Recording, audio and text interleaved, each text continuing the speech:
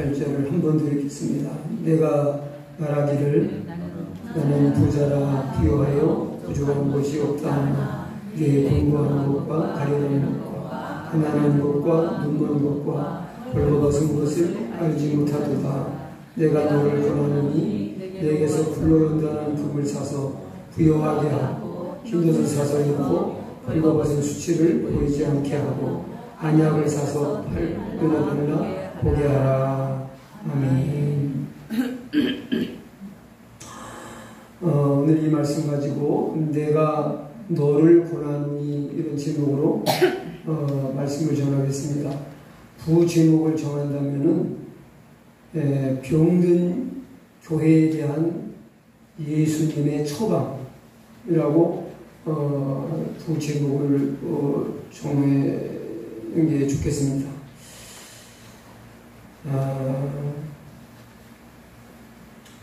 라오디가 교회는 지역이 부유한 사람들이 많이 모여 사는 그런 지역이고, 그러다 보니까 성도들도 부유한 사람들이 많았겠죠.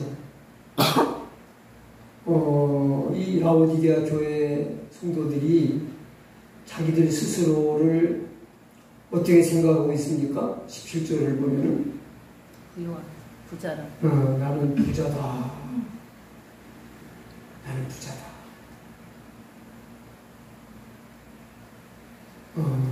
물질적으로는 부자 맞지요?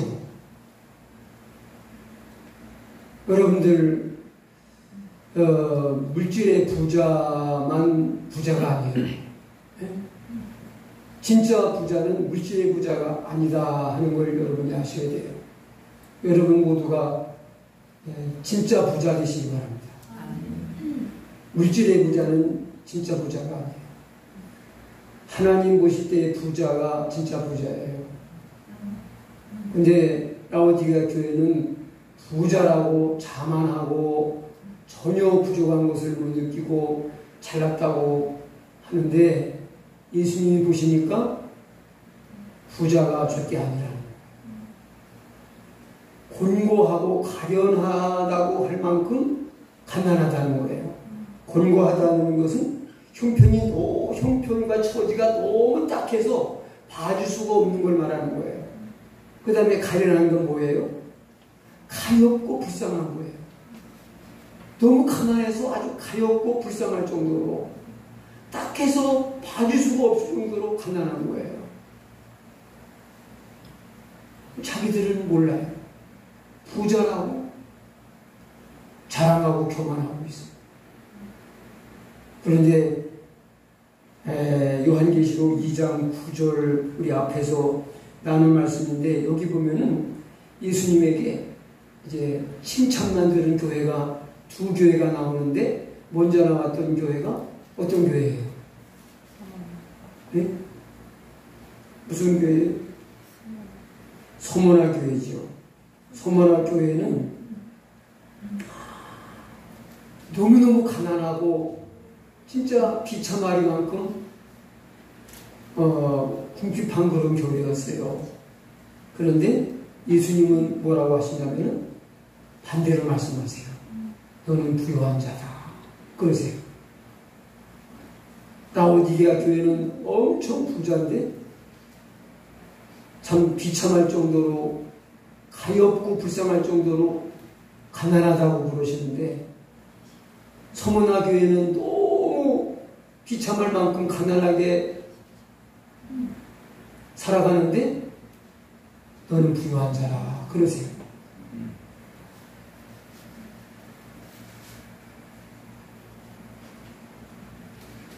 우리 부자에 대한 인식을 바꾸시면은 그렇게 세상 거 없다고 주눅들거나 낙심할 거 없어요. 제가 확실히 가치관과 신앙의 어떤 뭐랄까요, 포인트가 바뀐 게 맞다고 하는 생각이 들어요. 왜냐하면은 제가 잘 살지는 못하지만, 잘 산다고 하기보다는 많이 가지고 살지 못하지만 부요하게 물질을 풍성히 가지고 살지 못하지만은 그러나 부유한 사람들을 좀 봤어요. 이번에도 가서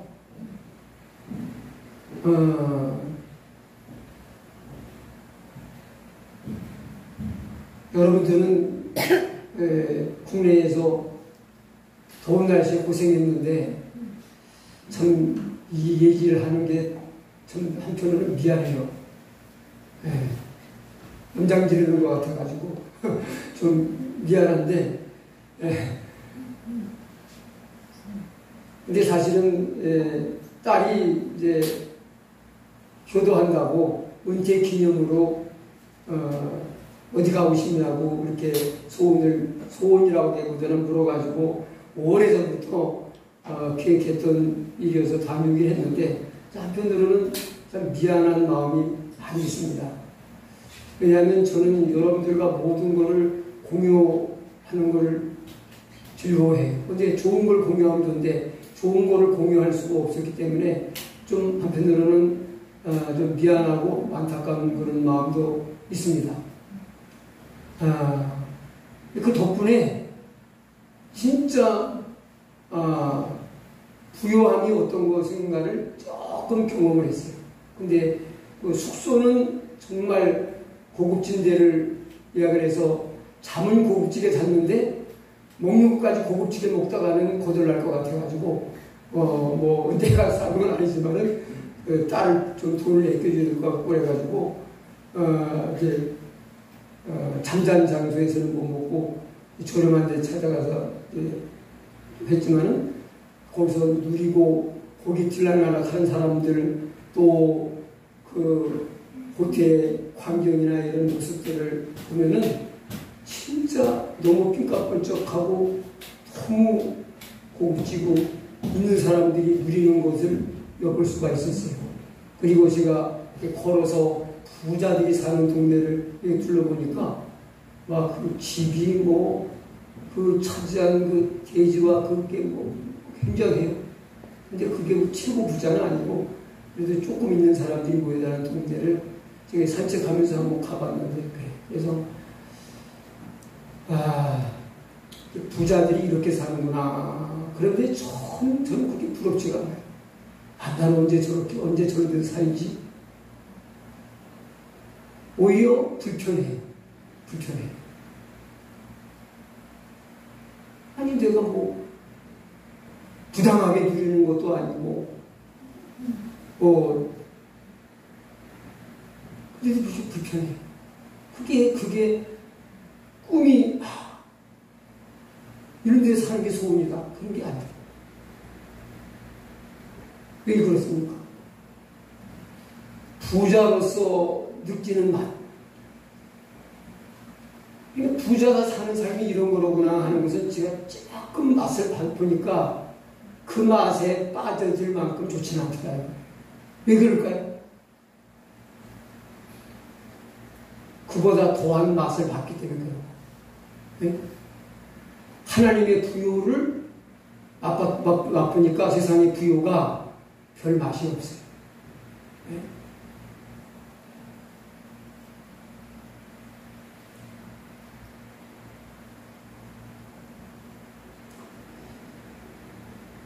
나는 부자들이 그렇게 부럽지 않아요.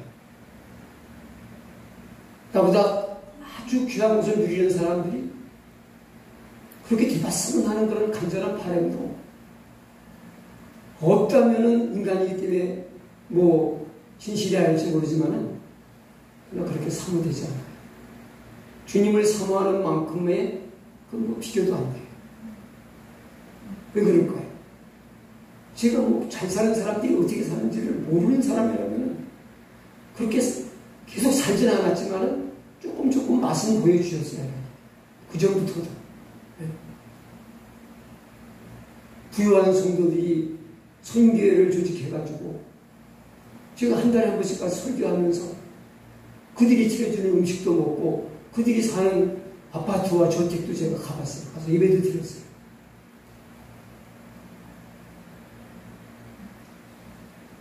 부자들이 어떻게 누리고 사는지 제가 모르는 사람은 아니에요. 보고 조금은 느껴보고 맛도 봤어요.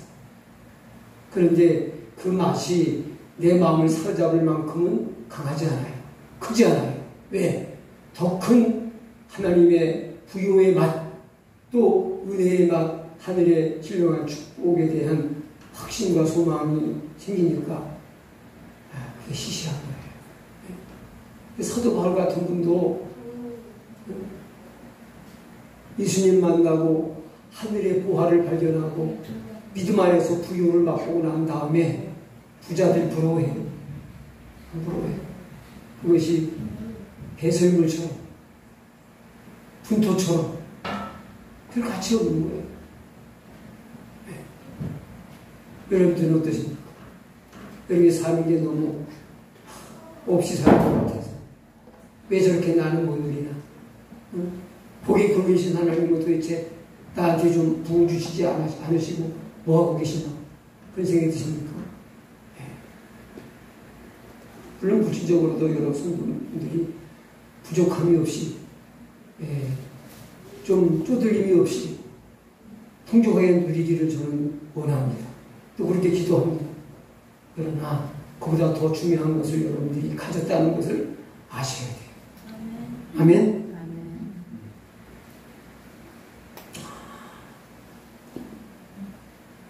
자, 정말 이 라오디게아 교회는 겉은 멀쩡한데 속은 병든 교회고, 겉으로는 차고 넘치는 것 같은데 속은 너무 비어있고 가난한, 그리고 벌거벗은 눈이 먼 참 비참하고 불쌍한 그런 모습의 교회였다 이거죠. 예수님은 그냥 사람이시기 때문에 보고 계실 수만 없잖아요. 그래서 이제 초방을 내리신 말씀이 18절 말씀인 거예요. 우리 이제 18절 말씀 읽겠습니다. 내가 너를 권하노니 내게서 불로 연단한 금을 사서 부요하게 하고. 첫째는 너무 영적으로 가난하다는 것은 영적으로 또 믿음에 너무 가난하다는 거죠. 물질은 부요한데 영적으로는 가난해. 믿음은 가난해. 여러분 먼저 믿음의 부자가 되셔야 돼요. 아멘. 그리고 물질이 와야 나 잘못되지 않아요.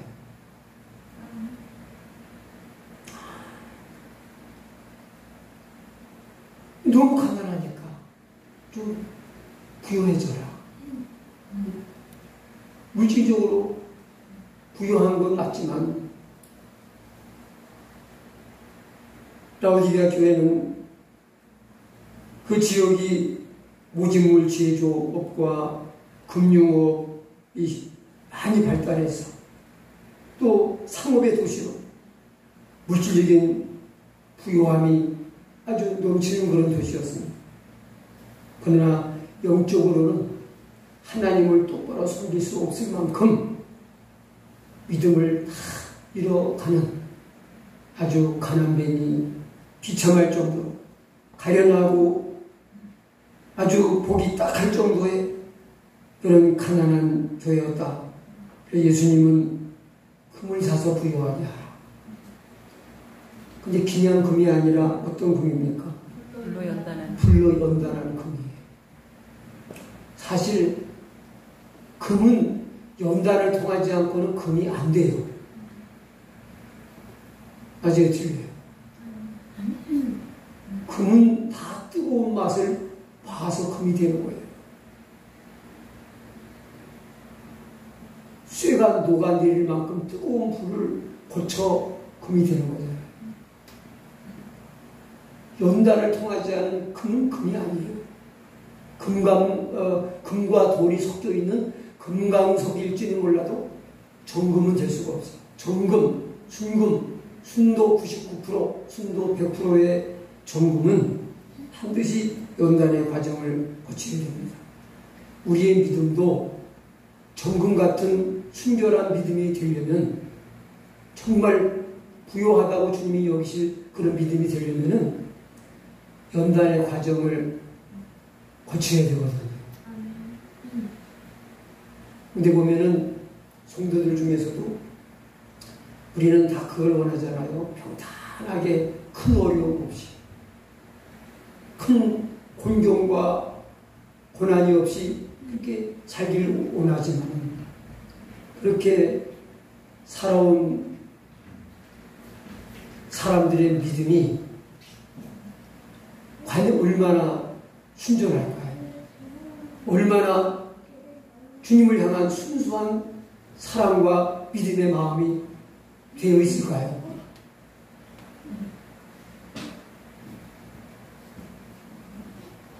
지도자도요, 실패와 고난을 모르는 사람들은 위험한 지도자예요. 승승장구, 성공에 성공만 하고 그냥 고속도로 달리듯이 그냥 실패를 모르고 줄기차게 성공 계속 백전백승하며 달려온 이런 사람이 멋지고 잘한 것 같지만 그게 좋은 게 아니에요. 우리는 모두 그런 걸 부러워하죠. 땀 안 흘리고 수고 안 하고 거저 없는 걸 좋아해요. 요즘 별별 사람들 다 많아요. 돈 안 벌고 쉽게 돈 벌려고 하다가 그게 돈이 돼요 나중에?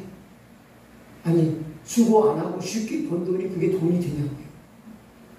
요즘 그런 사람들 많아요. 보험 사기. 차에 가만히 앉아 차 타고 다니면서 돈 법니다 하고 모집을 해가지고 사람 차에 많이 태울수록 보험금이 많이 나오잖아요. 그거 아세요? 여러분, 승용차보다 승합차가 보험료가 비싸요. 승합차보다 버스가 보험료가 비싸요. 왜 그래요? 사람 많이 타니까 사고 나서 그 안에 사람 다치면 다 실비 줘야 되니까 사람 많이 태우는 차가 비싼 거예요. 그러니까 보험금 많이 뜯어내고 이제 그냥 이런 생각이 없는 이런 어리석은 백성들을 모아가지고서 태워가지고 다니면서 고의사고를 내가지고 보험금을 수억 개를 뜯어나는 게 잡혔다 뉴스가 나왔는데 그 일이 또 나오고 그런 뉴스가 저는 한두 번 들은 게 아니에요. 왜 그렇습니까? 좀 많은 사람들이 일하기 싫고 쉽게 돈 벌어서 으뜨러지게 살고 싶은 호황된 욕망입니다. 근데 그렇게 땀 안 흘리고 땀에 억울한 돈 빼내서 그게 진짜 돈이 되냐고요. 내가 편안한 마음으로 기쁜 마음으로 보람 있게 쓰며 즐겨야지 그게 돈다운 돈이지. 나중에 그거 다 배상해야 되고 감옥에 들어가서 편하게 살려고 하다가 더 고생하며 사는 일이 벌어지잖아요.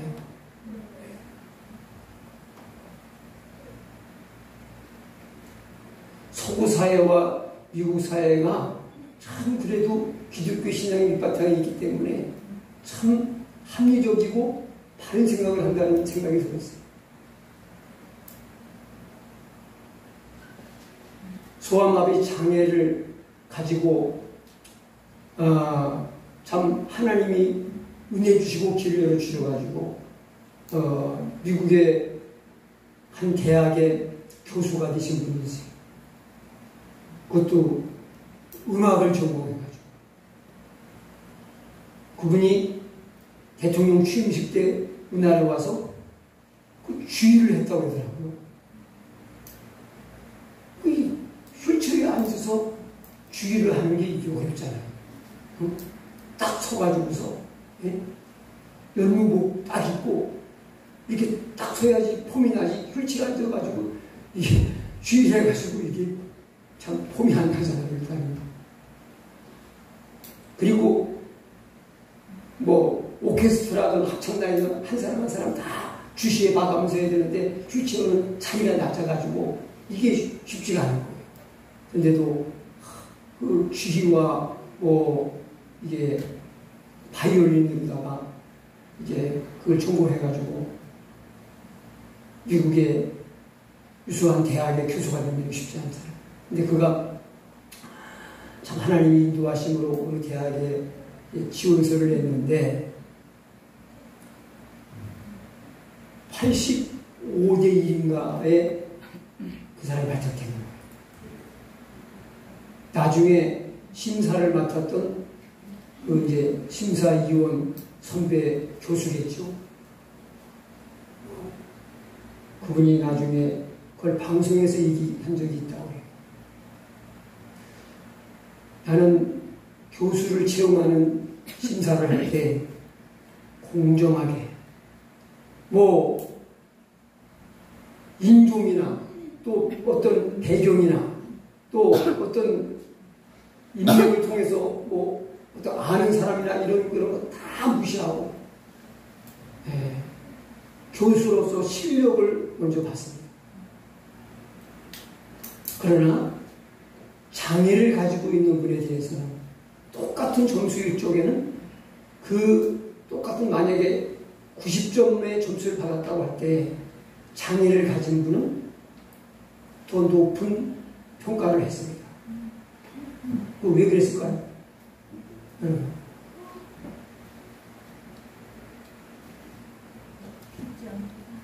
예, 그래요. 건강한 사람보다 장애를 가진 사람은 플러스 뭐가 있습니까? 고난이 있어요. 고난 점수를 주는 거예요. 그런 사상이 어디서 나온 겁니까? 기독교 신앙에서 나온 거 아니겠어요? 고난 점수가 있는 거예요. 건강한 사람보다 그 실력 쌓기에 똑같은 고생을 한 게 아니에요. 장애를 가진 사람이 고생을 더 많이 했어요. 그 수고와 인내를 인정해 줘야 되잖아요. 그게 바로 주님의 마음이라는 거죠. 그리고 그런 신앙이래야, 그런 실력, 그런 신앙이래야 탄탄한 신앙이고 변치 않는 정금 같은 신앙이 될 수가 있다는 거예요. 그러니까 저와 여러분에게 참 반대로 일이 안 되고 참 일이 꼬이고 힘들고 어렵고 참 힘들게 어려운 그런 일들이 있잖아요. 그래야 뭐예요?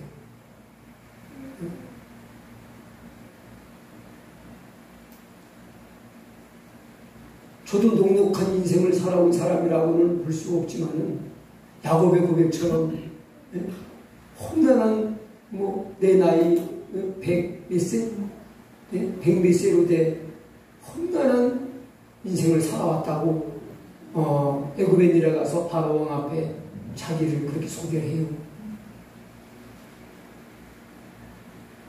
그런데 이 말년에 진짜 힘든 시간을 보냈어요. 여러분들한테는 다 표현을 할 수도 없고 또 해수도 안 되고 여러분들 힘든데 내 힘든 것까지 여러분들한테 부담을 안 주려고 다 표현을 안 하지만은 그러나 그런 어려움들이 그러나 신앙적으로는 결코 마이너스가 되진 않았어요. 플러스가 됐어요. 근데 왜 여러분도 아니 목사님 평생 목회자로 헌신했는데 왜 말년에 그렇게 마음고생이 많고 그렇게 힘들어? 그렇게 힘들지 마세요. 그건 뭐냐? 하나님은 히브리서 13장에 보면은 우리를 아들로 대우하시는데 아들로 대우하는 그런 사람에게는 하나님의 징계가 있다는 거예요. 연단이 있다는 거예요. 믿음에 부유한 천금 같은 그런 믿음의 소유자가 되기 하시기 위해서 우리에게 때로는 하나님의 본심은 아니지만 고난을 받게 하신다는 거예요. 아멘. 부모님들이 자녀를 깊이 사랑하시는 분이 있고 얕은 사랑으로 사랑하시는 분이 있어요.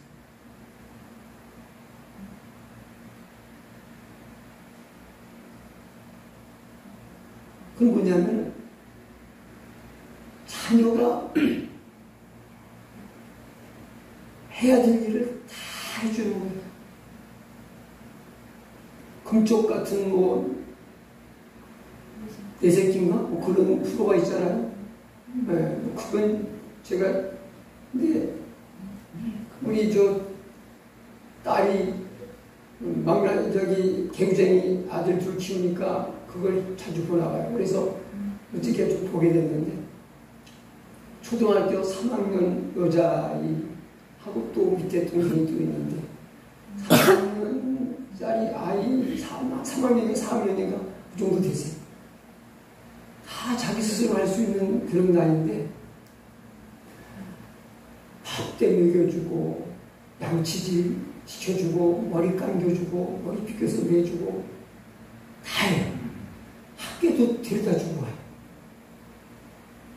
근데 그 아이가 완전히 자기 스스로 아무것도 못해요. 완전히 뭐 한 걸로 바보를 만들어놨어. 그래서 그 오은영 박사가 사람이 깜짝 놀라면서 이럴 수가 없는 거예요. 애를 어떻게 만들려고 이렇게 하고. 그 엄마가 사실 너무 사랑하는 거 맞죠? 근데 그 사랑은 너무 얕은 사랑이고, 그건 결국은 사랑이 아니라 애를 망쳐서 사랑하지 못하게 만들어 오니까 사랑이 아닌 거예요. 근데 어릴 때부터 자기 스스로 할 수 있도록 이렇게 너무 도와주고 싶지만은 아주 냉정하게 마음먹고 그냥 스스로 하도록 그렇게 한 자녀들을 보면은요, 우리 교회도 그런 분이 있어요. 네. 근데 보니까 그냥 뭐 어디 가도 다 적응을 하더라고요. 뭐 오늘 못 오셨지만은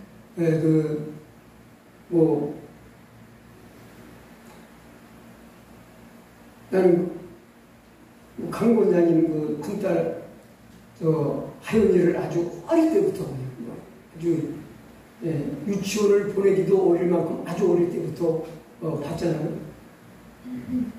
근데 그때 선교 다닐 때인데 그 끝 선교 끝나고 우리 교회 선교를 했었잖아요. 어디 가야 된대. 그 어디 가냐고 이제 그러니까는 교문에 혼자 갔대. 학교도 안 들어가는데 교문을 집어요. 교문 뒤로 가도 안 가려고 떼쓰잖아요. 그렇게 스스로 하게 만드는 걸 한두 번 본 게 아니에요. 그런데 보면은 미국 가서도 혼자 아무도 모르는 데 가서 홈스테이 하면서 오래 지내다가 오고, 지금도 그냥 영국다가 돈주로 갔는데 거기서 그냥 감당해 내고 있잖아요. 스스로 어릴 때부터 내공을 키운 사람은 어디에다가 던져서 살아가는 거예요. 근데 너무 약하게 키운 사람은 일가 친척 친구 뭐 다 있는 한국에서도 살아남지 못해. 약한 사람은. 그러나 강하게 키운 사람은 어디에 던져놔도 사는 거예요. 그 자생 능력으로. 근사님이 알고 그렇게 했는지 모르고 그렇게 했는지 몰라도요, 강하게 키운 거예요. 난 그래서 둘째는 모르겠어요. 근데 큰 하연이는 뭐 러시아에 갔다 갔든 중국에 갔다 갔든 어디다 갖다 놔도 걔는 다 살아남을 거예요. 그것만은 내가 좀 인정해주고 싶어요. 하나님은 바로 우리를 강한 하나님의 자녀로 키우기 원하시는 겁니다. 아멘? 그러니까 고난이 올 때 하나님이 나를 강하게 키우시려고 또 시작하셨네요 하고서 힘들지만은 기도하면서 낭망하지 마시고 잘 이겨내셔야 됩니다. 그럼 반드시 좋은 날이 올 것입니다. 아멘? 네, 이거 한 가지 가지고 너무 길어졌는데 오늘 설교를 아주 짧게 한다고 결심을 해봤는데, 이제 그 다음 절에 뭐예요? 이제 흰 옷을 사서 입어 벌거벗은 수치를 보이지 않게 하고, 자기들은 모직업이 발달했으니까 좋은 옷 입고 돈 있으니까 좋은 옷 입고 화려하게 살았을 거 아니에요?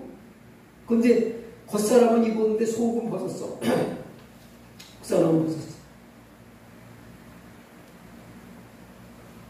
눈에 보이는 물질 세계에서는 부자라 구설을 치는데 내면은 아주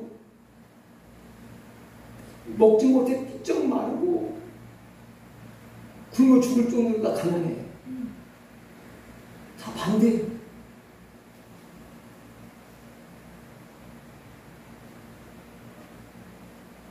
그러니까 우리 둘째를 미국서 보면서도 안타까운 것은 뭐냐, 물질적으로는 충분히 쓸 수 있을 만큼 벌어서 쓰고 사는데 영적으로는 아닌 거예요. 그런 부분이, 근데 그걸 못 보는 사람은 좋아만 하겠죠. 근데 난 좋지만 않아요. 네. 안타까워요.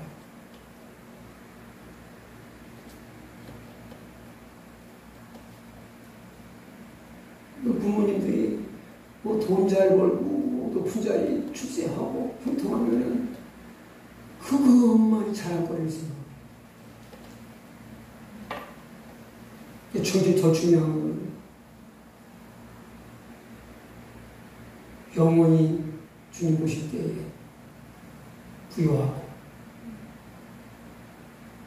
주님의 마음에 참 안타까움을 드리지 않을 수 있는 그런 모습이어야 그 자신도 복인 거예요.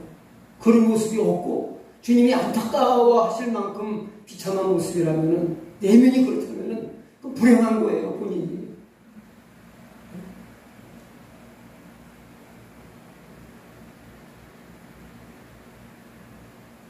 사실 그래요. 저는 물질적으로 궁핍한 자녀보다 영적으로 궁핍한 자녀가 마음의 부담이 더 커요. 걱정스러워요. 그게 바로 예수님의 마음이기도 한 것을 여러분이 기억하시기 바랍니다. 내 자녀의 일을 하려고 하는 것이 아니에요.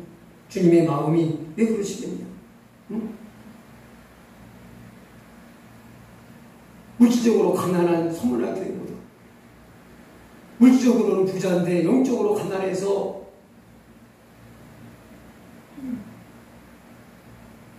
생명을 지탱하기 어려울 만큼 헐벗고 굶주리고 있는 이 참담한 라오디게아 교회를 보시고 주님은 더 안타까워 하시는 겁니다. 마가복음에 보면은, 마가복음뿐만 아니라 공관복음에 다 나오죠. 변화산 위에서 예수님이 변화가 되시죠. 예수님의 입으신 옷이 빨래하는 사람이 아무리 시대에 표백을 하고 아무리 빨라도 그렇게 시대할 수는 없을 만큼 눈이 부실 정도로 휘어졌다고 했습니다. 예수님이 나 이런 예수야, 나는 이런 그리스도야 하는 것을 한번 뻔때로 보여주신 거예요? 아니에요. 예수님은 그렇게 거품 잠으시는 분이 아니에요. 우리 인간은 아무것도 없으니까 거품 잠는 걸 좋아하지만 예수님은 그런 참 허접하신 우리 사람 같은 사람이 아니에요. 이 흰옷의 의미는 죄로 인해서 추하고 더럽혀진 우리들이지만은 이제 곧 예수님이 십자가에 달려 피 흘려 죽으심으로써 내가 입은 이 옷과 같은 이 흰옷을 너에게 입혀주려고 하다 하는 것을 보여주신 거예요. 아멘.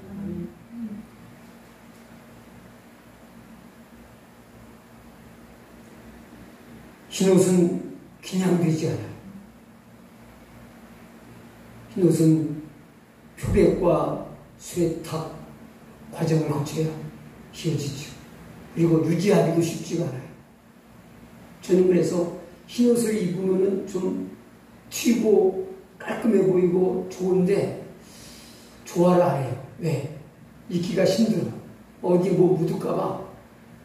검은 옷에는 어디 묻어놓은 것 같기도 하고 뭐 표시가 안 나는데 너무 표시가 잘 나가지고 부담스럽죠. 관리하기 힘들어요.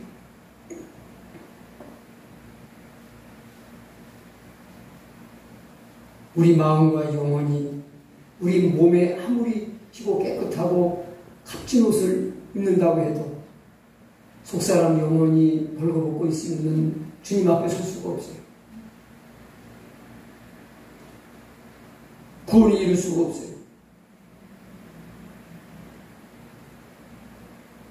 우리 몸에 걸치는 옷은 시장에 가서 백화점에 가서 사 입고 홈쇼핑으로도 인터넷으로도 사서 입지만, 그러나 하나님 앞에 서야 되는, 천국에 입고 가야 될 옷은 회개와 예수님의 속죄의 은혜를 덧입어서 입을 수 있는 옷인 것을 믿으시기 바랍니다. 우리는 이 옷을 입어야만 벌거벗은 수치를 가리고 걸어가신 하나님 앞에 설 수 있다는 것을 믿으시기 바랍니다. 만일 우리가 우리 죄를 자백하면 그는 미쁘시고 의로우사 우리 죄를 사하시며 우리를 모든 불의에서 깨끗하게 하실 것이다. 그 다음에 요한일서 1장 7절에는 그 아들 예수의 피가 우리를 모든 죄에서 깨끗하게 하신다고 했고, 요한계시록 7장 14절에도 어린 양의 피가 그 옷을 희게 씻어 희게 하였느니라, 이렇게 말씀하고 있습니다. 우리의 마음을 씻는 세제, 어떤 표백지보다도 희게 우리의 죄를 깨끗하게 씻어내실 표백지, 예수 그리스도의 보혈입니다. 그분의 신실하신 약속의 말씀입니다. 마지막으로 18절 하반절에 보면은 안약을 사서 눈에 발라 보게 하라. 라오디게아에는 안약의 원료가 생산이 되어가지고요. 그 오랜 옛날에 안약을 만들어 다른 이웃 나라에 팔 만큼 유명했다고 합니다. 그런데 이 안약과 관련해서 요한복음 9장 말씀을 연결해서 좀 살펴볼 필요가 있어요. 요한복음 9장에 보면은 나면서부터 소경이었던 한 사람을 예수님이 눈을 띄워주시는 그런 사건이 나와요. 그럼 펼쳐서 보시더라고요. 요한복음 9장.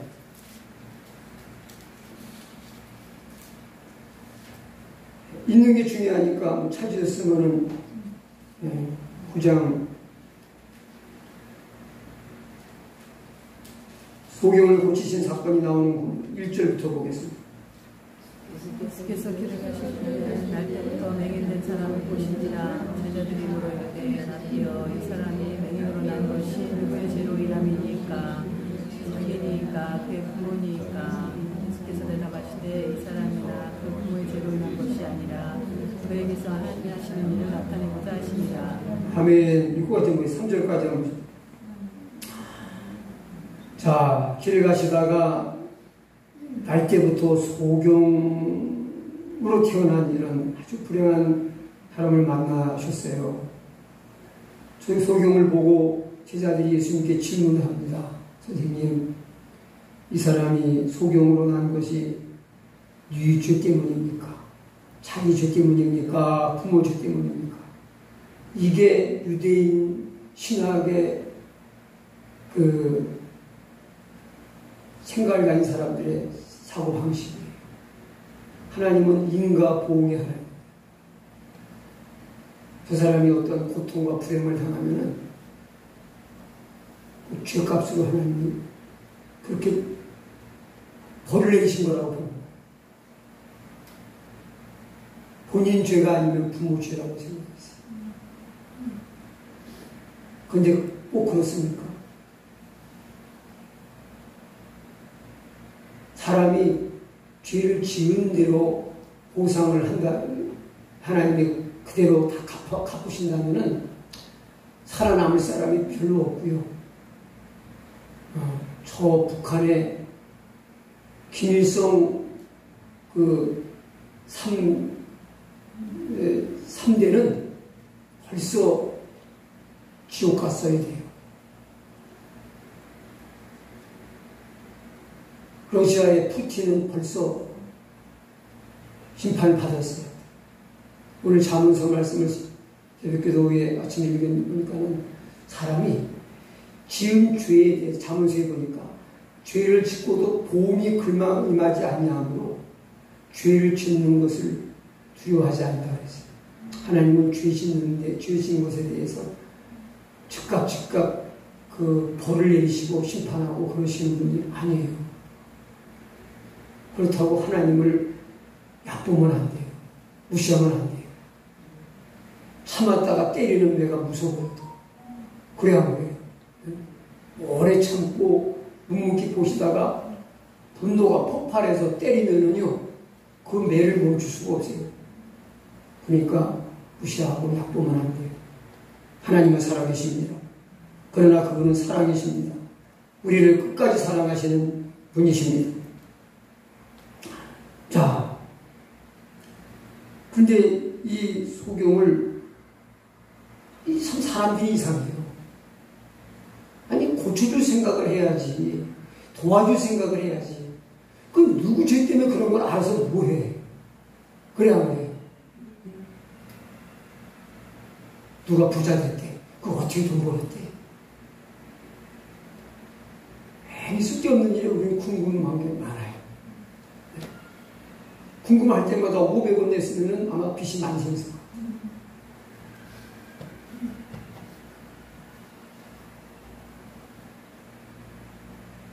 예수님 하신 말씀 한번 들어보세요.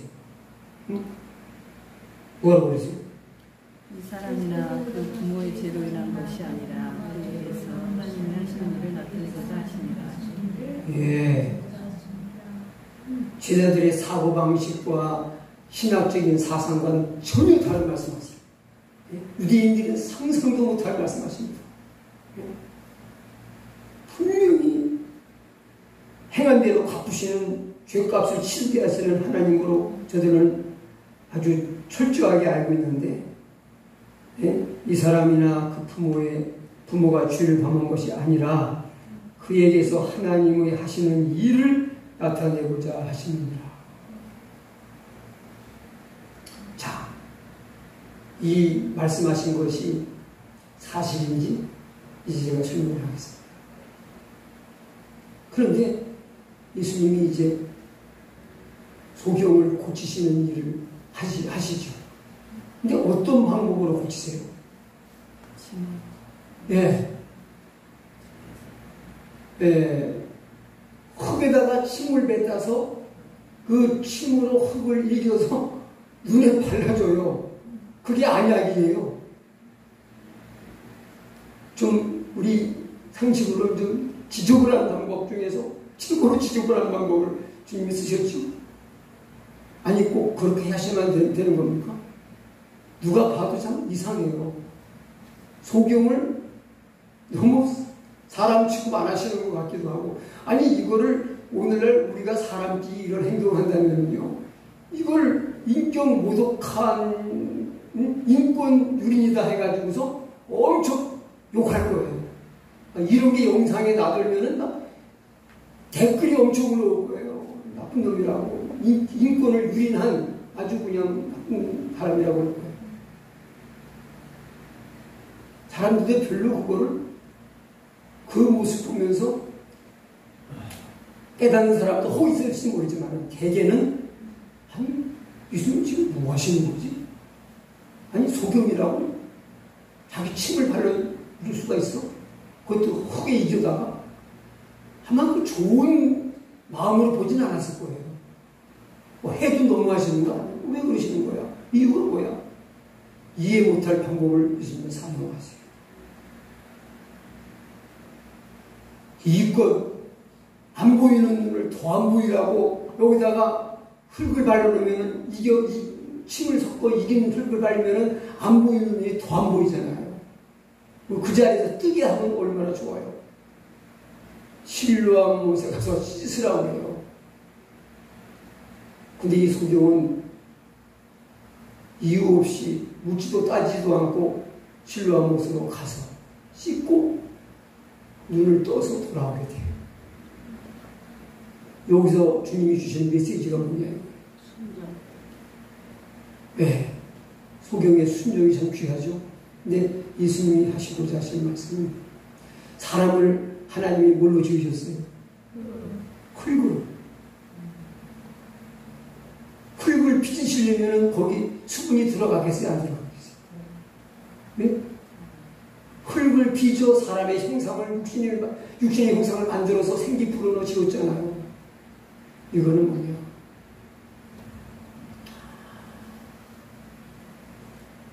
너희들의 불순종으로 세상에 죄가 들어와서 어두운 죄악 세상에 내가 재창조의 구원의 역사로 회복을 시키러 왔다. 닫힌 눈을 열어주고 가난한 심령을 부유하게 하고 죄에 눌린 자를 자유케 하고 하기 위해서 오셨다는 것을 이 퍼포먼스를 통해서 메시지로 전달하신 거예요. 오신 거죠. 예? 내가 너희들에게 하늘 영광을 모르고 왜 왔는지 아느냐?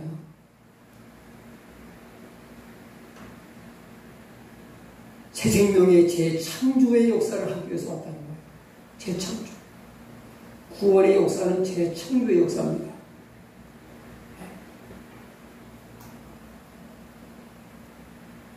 못쓰게 망가진 것을 그냥 수리하는 정도가 아니에요. 새로 만드시는 겁니다. 재창조하시는 겁니다. 창세기 뒤로 쭉 가다 보면요, 이런 선언들이 나타나고 있어요. 그래서 하나님 우리에게 내주신 그 나라를 새 하늘과 새 땅이라고 해요. 여러분,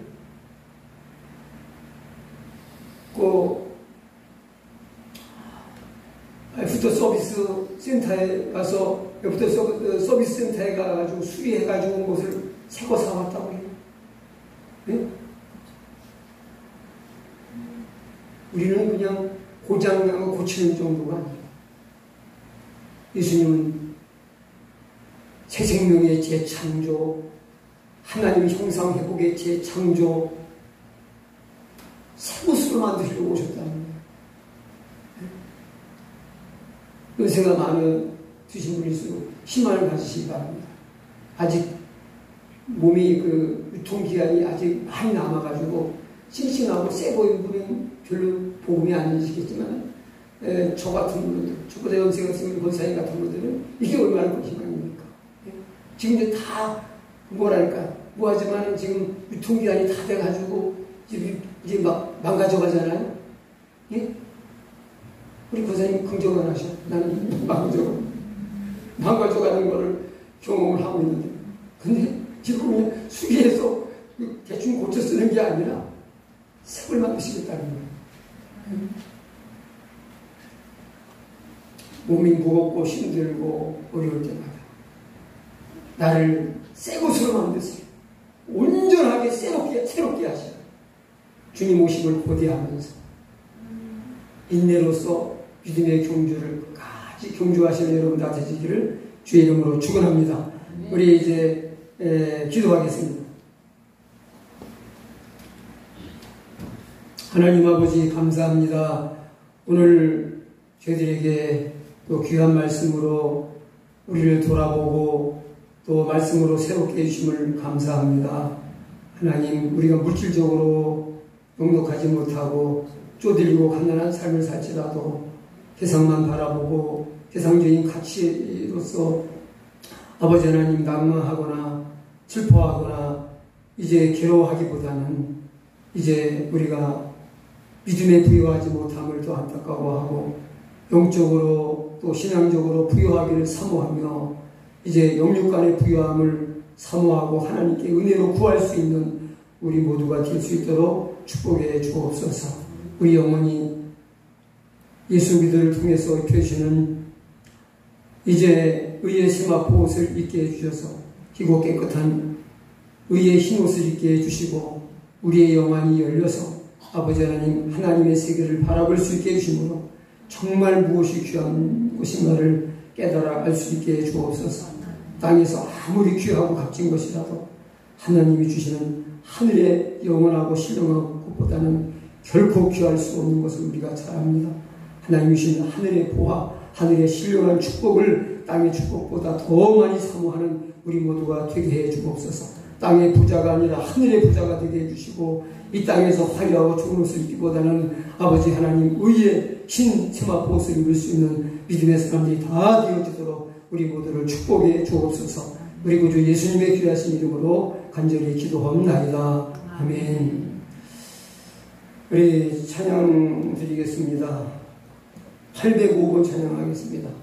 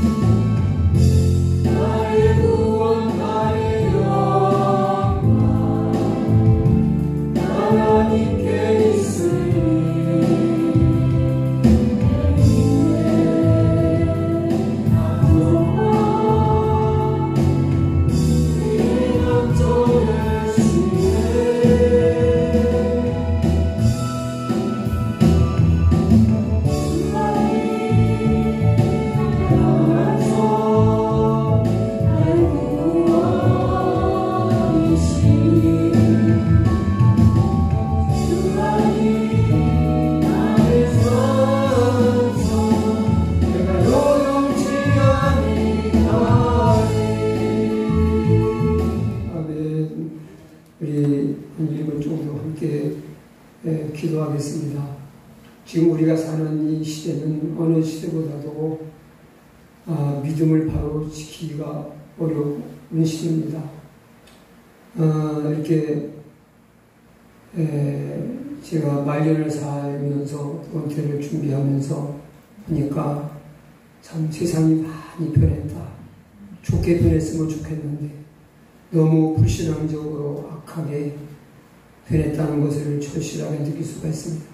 믿지 않는 세상만 그런 것이 아니라 우리 성도들의 모습, 교회의 모습도 하나님이 원치 않는 방향으로 많이 변질되어 흘러가서 세상 물결에 휩쓸려 떠내려가고 있지 않는가. 지금 많은 비로 인해서 이제 홍수 피해를 입고 있는 분들이 많습니다. 지금 죄악의 홍수의 물결이 지금 장마로 인해서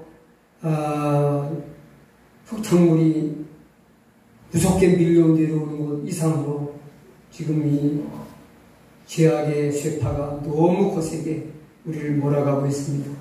정신을 차리고 깨어나지 않으면, 주님을 온전히 바라보고 의지하지 않으면 언제 죄악의 물결이나 휩쓸고 갈지 모르는 그런 이제 어려운 시대에 살고 있습니다. 주만 바라보게 하옵소서. 주님만 붙잡게 하옵소서. 단속되신 예수님 위에 굳게 서면은 이제 진흙탕물이 홍수처럼 밀려와도 넘어지지 않고 견딜 수 있습니다. 끝까지 승리할 수 있습니다. 바로 이제 중요한 말씀